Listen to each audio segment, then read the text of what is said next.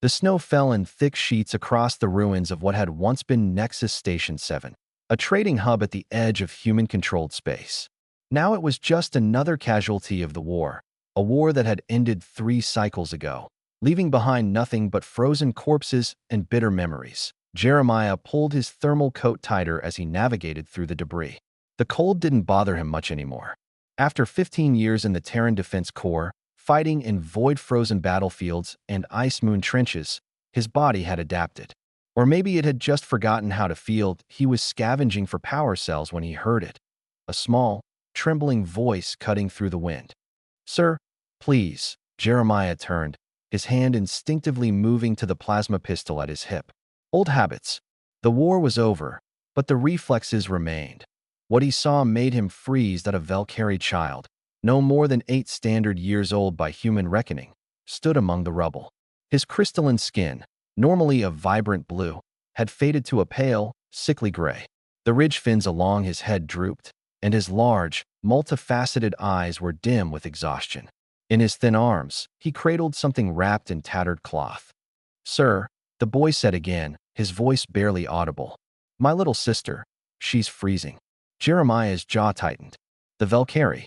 He'd fought them for over a decade.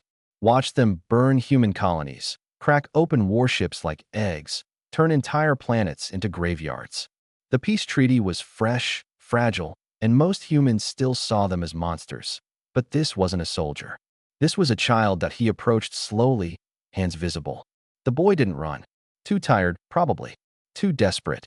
"Let me see her," Jeremiah said, his voice rougher than he intended. The boy pulled back the cloth, revealing a tiny Valkyrie infant. Her crystalline skin was nearly translucent, the bioluminescent patterns that should have pulsed with life barely flickering. Her breathing was shallow, irregular. Jeremiah had seen enough death to recognize it approaching. "How long have you been out here?" he asked. "For days. Maybe 5. I lost count." The boy's voice cracked. "Our parents." The building collapsed. "I got her out, but I couldn't. I don't know where to go. Everyone's gone."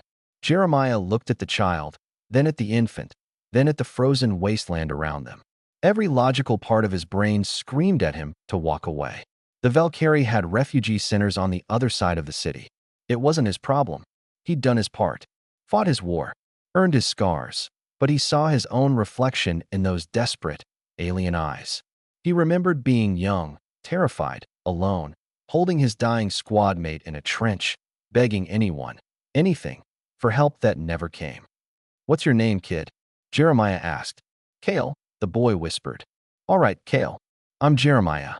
He shrugged off his thermal coat, revealing the old, battle-scarred combat jacket beneath. "This is what's going to happen. I'm going to wrap your sister in this. It's military-grade thermal insulation. It'll keep her warm. But I've survived worse."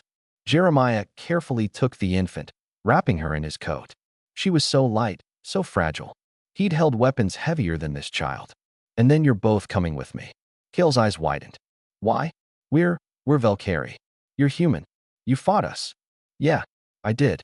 Jeremiah secured the infant against his chest, feeling the faint warmth of her bioluminescence against his skin. "And I'm tired of fighting. Come on. My shelter's not far." The walk back was silent except for the crunch of snow and the howling wind. Kale stumbled several times, and Jeremiah had to slow his pace. The boy was malnourished, exhausted, running on nothing but sheer will to protect his sister. It reminded Jeremiah of every soldier he'd ever served with. When they reached his shelter, a half-collapsed building he'd fortified with scavenged materials, Jeremiah kicked open the door and ushered them inside. The temperature difference was immediate. His portable heater hummed in the corner, and salvaged lights cast a warm glow. "Sit," he commanded, pointing to the makeshift bed. Kale collapsed onto it immediately. Jeremiah carefully unwrapped the infant, examining her with the medical training every soldier received. Hypothermia, dehydration, malnourishment. Critical, but salvageable. He grabbed his emergency medical kit, meant for humans, but biology was biology at the fundamental level. "I'm going to give her in 4 drip," he explained, partly to Kale, partly to himself. "Saline solution with glucose. It'll hydrate her and give her energy. Your species' biochemistry is silicon-based, but the osmotic principles should work the same. You know about Valkyrie biology? Kale asked, surprise cutting through his exhaustion. Know your enemy, Jeremiah muttered, then paused. Former enemy. He worked with practiced efficiency, finding a vein in the infant's translucent arm, inserting the needle, adjusting the drip rate. Slowly, color began returning to her skin. The bioluminescent patterns grew brighter. After 20 minutes, her breathing steadied. Kale started crying, not from sadness, but relief. Jeremiah prepared 2 ration packs, heating them over the thermal unit.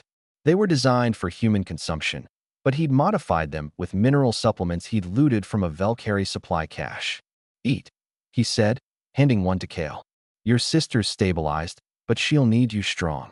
Kale ate ravenously, tears still streaming down his crystalline cheeks. Between bites, he whispered, thank you. I don't understand why you'd help us.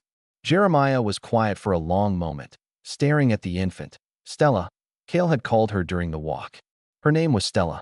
She was sleeping now, wrapped in blankets, the 4 drips sustaining her tiny body. During the war, Jeremiah said slowly, I saw a lot of terrible things. Did a lot of terrible things. Humans and Valkyrie both. He looked at Kale. But I also saw soldiers on both sides pull wounded enemies from burning wreckage. Saw a Valkyrie medic treat human prisoners with the same care as her own people. Saw kids caught in crossfire that neither side intended. He gestured at Stella. The war's over, Kale. And if we keep seeing enemies instead of people, it'll never really end. Your sister isn't a Valkyrie threat. She's just a baby who deserves a chance to live. Kale wiped his eyes. What happens now? Now, Jeremiah stood, moving to his communication console. Now I contact the refugee services. Get you 2 proper care, a real home. There are good people out there, human and Valkyrie, trying to rebuild. Trying to make sure kids like you and Stella don't have to fight our war. Will we see you again? Kale asked quietly. Jeremiah smiled, a rare expression on his scarred face. Maybe. Someone's got to check that you're staying out of trouble. As he sent the message, watching the snow fall outside his shelter, Jeremiah felt something he hadn't experienced in years. Hope. Not for himself, maybe, but for them. For the future they represented. The war had taken everything from him. But maybe, just maybe, peace could give something back. Outside, the snow continued to fall, covering the ruins of yesterday with the promise of tomorrow.